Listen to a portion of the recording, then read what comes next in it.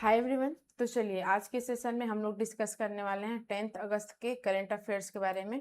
ठीक है, तो जैसे कि हम लोग जानते हैं कि current affairs all competitions exam के लिए इम्पोर्टेंट रहता है, चाहे एसएससी हो, रेलवे हो, बैंकिंग हो, स्टेट पीसीएस हो या तो और कोई भी अदर एग्जाम है, तो वो सब चीज़ के लिए करंट अफेयर्स इम्पोर्टेंट रहते हैं। ठीक है, तो चलिए आज के क्लास में हम लोग स्टार्ट करते हैं।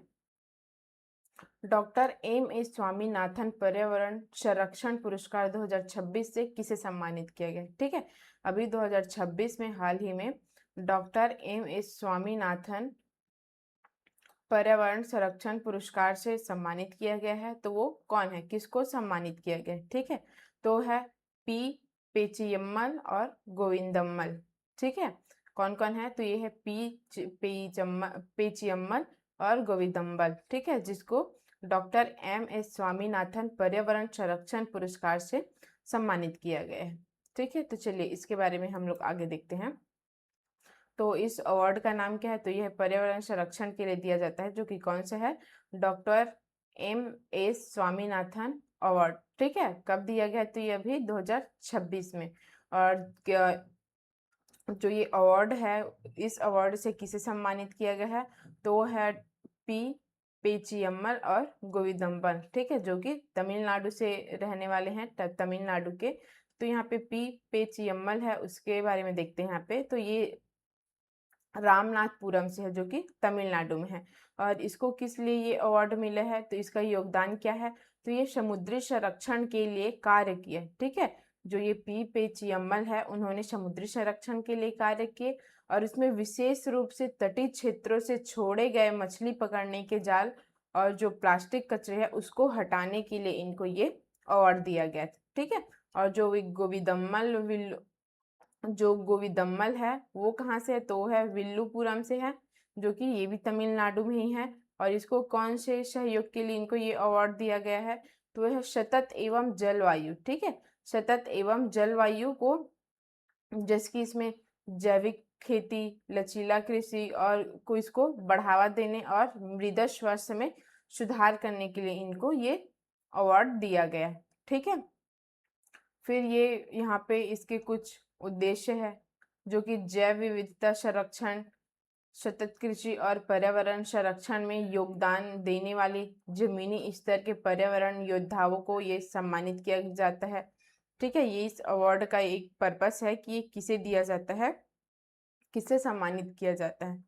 ठीक है, और जो ये समर्थन है, ये सपोर्ट, तो वो M S Swaminathan research foundation द्वारा यहाँ पे केविन करे पीवीटी एलटीडी और Rotary Club of Madras East के सहयोग से है। ठीक है, ये इसके समर्थन में ये अवार्ड दिया जाता है।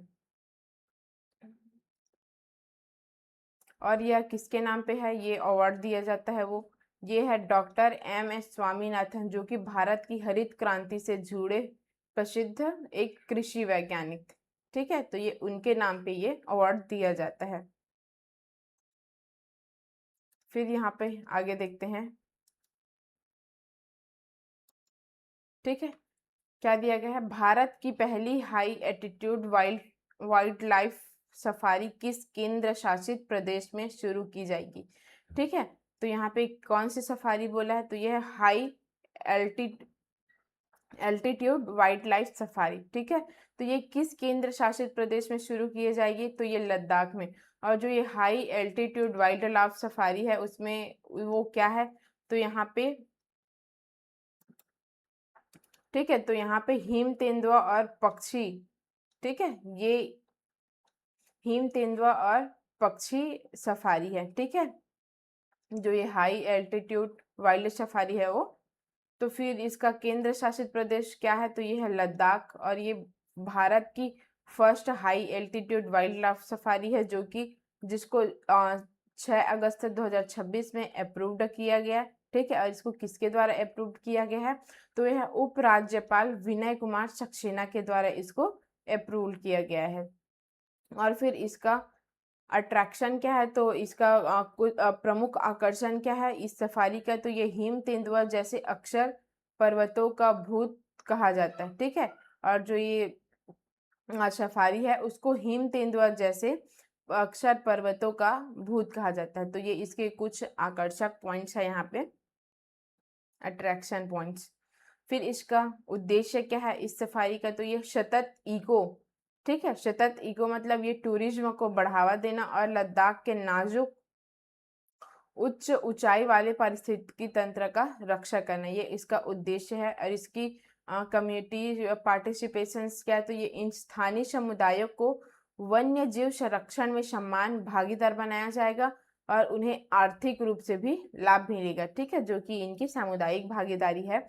और इसमें जो बर्ड वॉचिंग है वो क्या है, तो इसमें 20 स्थानीय युवाओं को पक्षियों की पहचान और बर्ड स्पॉटिंग में प्रशिक्षित किया जाएगा, ठीक है। तो जो वहाँ के स्थानीय लोग हैं उनमें से 20 स्थानीय युवाओं को पक्षियों की पहचान और बर्ड स्पॉटिंग में यहाँ पे प्रशिक्षित किया जाएगा तथा 10 बर्ड वॉचिंग हाइट्स स्थापित किए जाएंगे। और हिम तेंदुआ की आबादी क्या है, तो यहाँ पे लद्दाख में भारत के अनुमानित 718 हिम तेंदुआ में से 477 भारत जो यहीं पे ही पाए जाते हैं इस सफारी में, ठीक है। फिर यहाँ पे आगे क्या दिया गया है, भारतीय वायुसेना IAF के उप वायुसेना प्रमुख के रूप में किसे नियुक्त किया गया है, ठीक है। Who has been appointed as the deputy chief of air staff of the Indian Air Force, ठीक है। तो यहाँ पे किसको नियुक्त किया गया है उप वायुसेना प्रमुख के रूप में, तो इसे एयर मार्शल तेजपाल सिंह को यहाँ पे नियुक्त किया गया है, ठीक है। फिर इसमें कौन से पोजीशन पे इसे नियुक्त किया गया है, तो यह है उप वायुसेना प्रमुख। और किसको किया गया है, ये इस अधिकारी का नाम क्या है, तो ये क्या ऑफिसर का नाम, तो है एयर मार्शल तेजपाल सिंह, ठीक है। और यह अपना कार्यभार कब से संभाले, तो ये 1 अगस्त 2026 को इनको इसका कार्यभार दिया गया, ठीक है। और ये इसके पहले इंडियन एयर फोर्स सर्विस में थे। और इसका इन्होंने किसका स्थान लिया है, तो ये है जो यहाँ पे उप वायुसेना प्रमुख, इसके पद पे पहले कौन नियुक्त थे, तो वो थे एयर मार्शल AK भारती, ठीक है, जिसके पोजीशन पे यहाँ पे एयर मार्शल तेजपाल सिंह को नियुक्त किया गया है। फिर यहाँ पे आगे क्या दिया है, तो ये कमीशन प्राप्त किया, तो कमीशन यहाँ पे भारतीय वायुसेना की फाइटर स्ट्रीम में यहाँ पे प्राप्त किया गया है। और जो ये अवार्ड है अतिवृष्टि सेवा मेडल और वायुसेना मेडल, ठीक है, ये पुरस्कार है वो क्या है, तो ये अति विशिष्ट सेवा मेडल और वायुसेना मेडल। और इसमें राष्ट्रीय रक्षा academy, defence services staff college और राष्ट्रीय रक्षा कॉलेज, इसके द्वारा प्रशिक्षण दिया जाता है, ट्रेनिंग दिया जाता है। और जो ये भारतीय वायुसेना में कई महत्वपूर्ण ऑपरेशनल और स्टाफ नियुक्ति पर सेवा दे चुके हैं, ठीक है। जो यहाँ पे है एयर मार्शल, ठीक है, एयर मार्शल तेजपाल सिंह, उन्होंने क्या बोलते हैं यहाँ की कई भारतीय सेना में महत्वपूर्ण ऑपरेशनल और स्टाफ नियुक्ति पर सेवा दे चुकी हैं, ठीक है। तो ये इनका एक्सपीरियंस रहा है।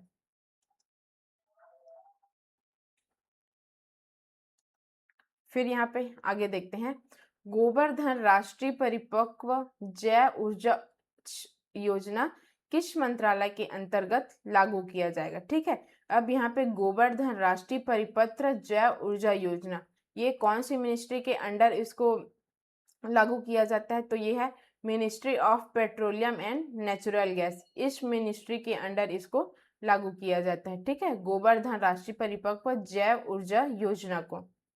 फिर यहाँ पे इससे रिलेटेड फैक्ट्स है उसको देखते हैं, तो उस मिनिस्ट्री का नाम क्या है, तो है पेट्रोलियम और यहाँ पे प्राकृतिक गैस मंत्रालय, जिसके अंडर में ये काम किया जाता है। और जो ये इसका गोवर्धन, ठीक है, गोवर्धन ये योजना है, इसका फुल फॉर्म क्या है, तो ये है ग्वेलेनाइजिंग ऑर्गेनिक बायो, ठीक है, ग्वेलेनाइजिंग ऑर्गेनिक बायो एग्रो रिसर्च धन, ठीक है, ये इसका फुल फॉर्म है। और इसमें कुल इसका टोटल आउटले कितने, तो है 23, ठीक है, मतलब 23,731 करोड़।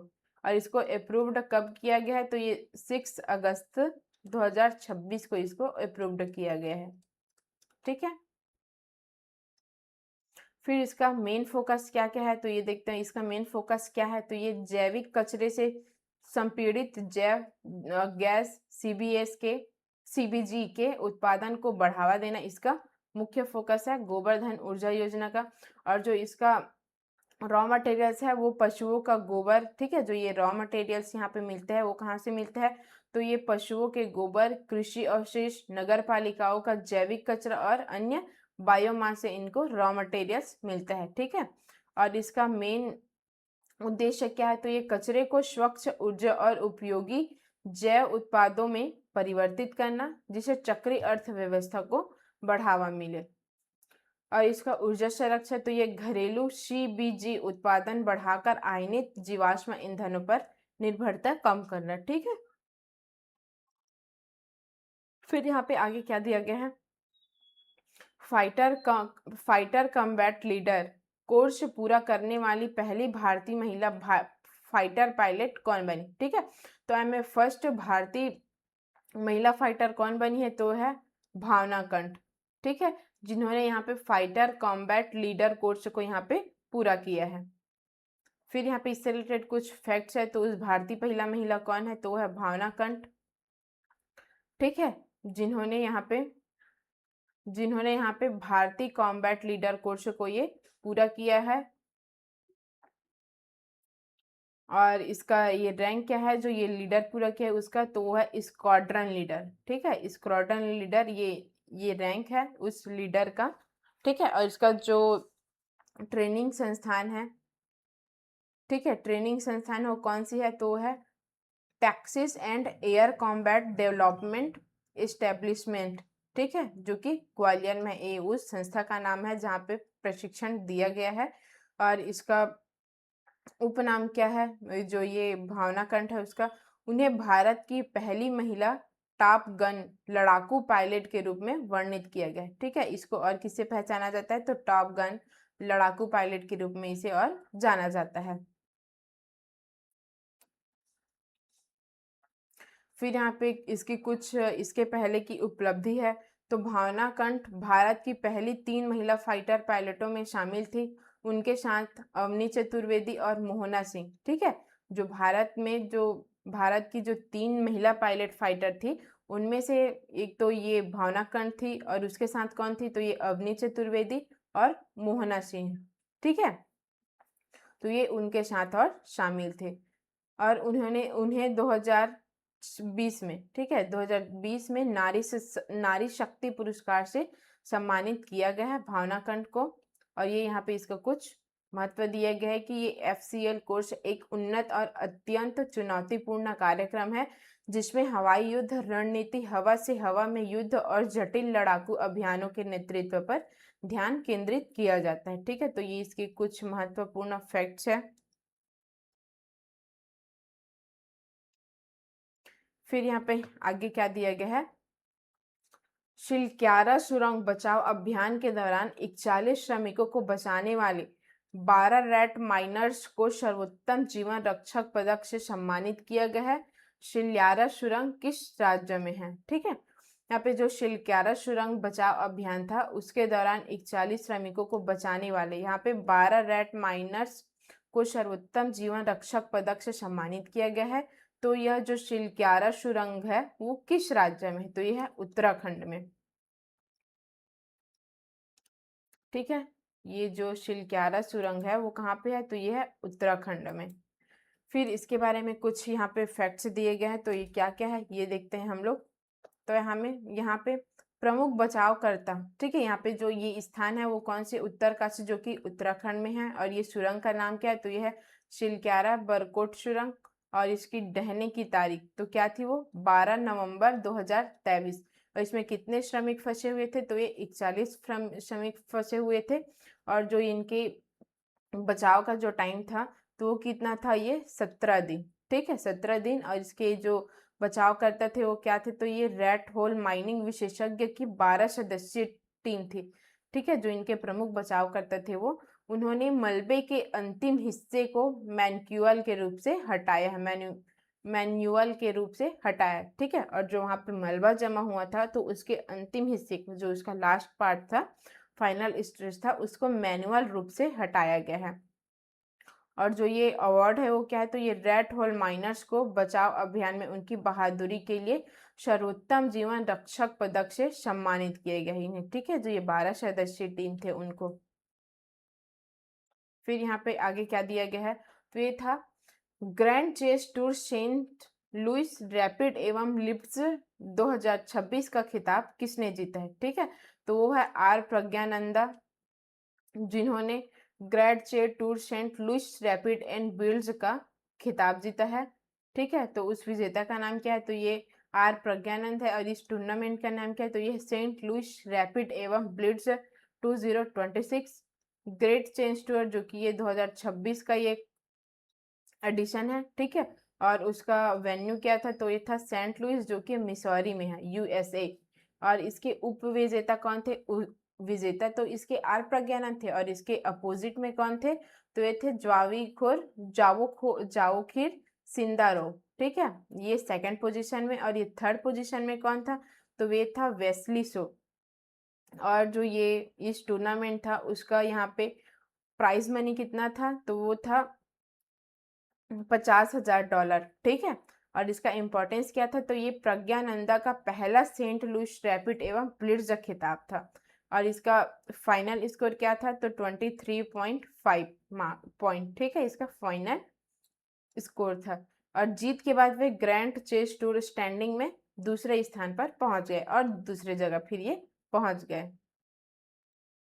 फिर यहाँ पे आगे क्या दिया गया है, red stand employer brand research के 2026 के अनुसार भारत के सबसे आकर्षक एम्प्लॉयर ब्रांड के रूप में किस कंपनी को यहाँ पे स्थान दिया गया है, ठीक है। तो यहाँ पे red standards employer brand research के अकॉर्डिंग जो भारत के आकर्षक एम्प्लॉयर ब्रांड के रूप में यहाँ पे जिस कंपनी को स्थान दिया गया है वह कंपनी कौन सी है, तो वो है गूगल, ठीक है।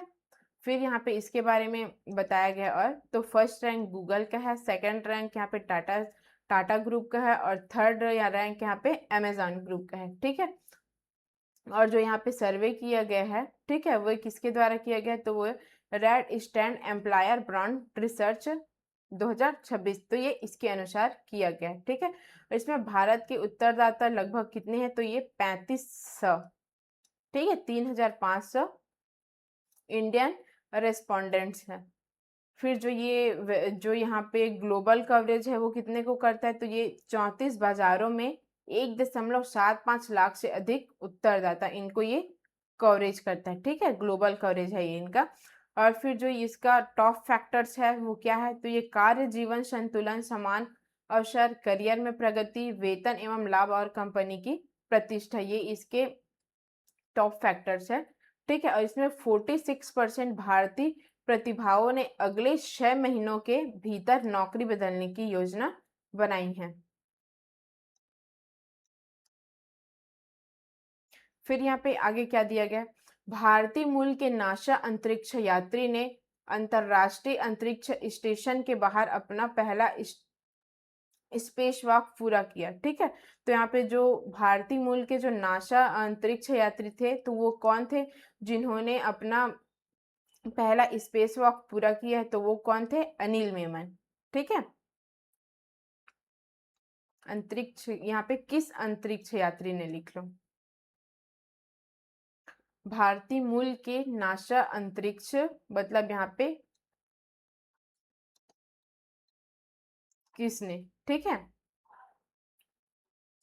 तो ये है अनिल मेमन। फिर इसके बारे में यहाँ पे क्या, तो उस अंतरिक्ष यात्री का नाम क्या है, तो ये अनिल मेमन। और ये इसका ओरिजिन क्या है, तो ये इंडियन अमेरिकी, ठीक है, इंडियन अमेरिकन, और ये मलयाली मूल के, ठीक है, ये इनका मूल था, जो इसका ओरिजिन था। और इसकी अचीवमेंट क्या है, तो ये अपना पहला स्पेस वॉक EVA पूरा किया, कितने टाइम में किया है, तो ये 6.5 आवर्स में, ठीक है। और इसका लोकेशन क्या था, तो ये अंतरराष्ट्रीय अंतरिक्ष स्टेशन। और ये इसके जो स्पेस वॉक जो ये पार्टनर थे वो कौन थे, तो ये थे जेसिका मीर। और इसका उद्देश्य क्या था, तो ये था ISS की पावर प्रणाली के रख रखाव और उन्नयन, जिसमें अगली पीढ़ी के सौर पैनलों की यहाँ पे तैयारी भी शामिल है, ठीक है। तो आज का सेशन हम लोग इतना ही रखते हैं। अगर आपको इससे रिलेटेड कोई भी इंक्वायरी होगी तो डिस्क्रिप्शन बॉक्स में व्हाट्सअप नंबर दिया गया है, आप उस पर इंक्वायरी कर सकते हैं। और जो ये आज का क्लास का जो पीडीएफ है वो आपको टेलीग्राम चैनल में अपलोड कर दिया जाएगा, तो आप लोग वहाँ से इसका पीडीएफ ले सकते हैं। ठीक है, तो थैंक यू सो मच, मिलते हैं नेक्स्ट क्लास में, तब तक के लिए वेल डन।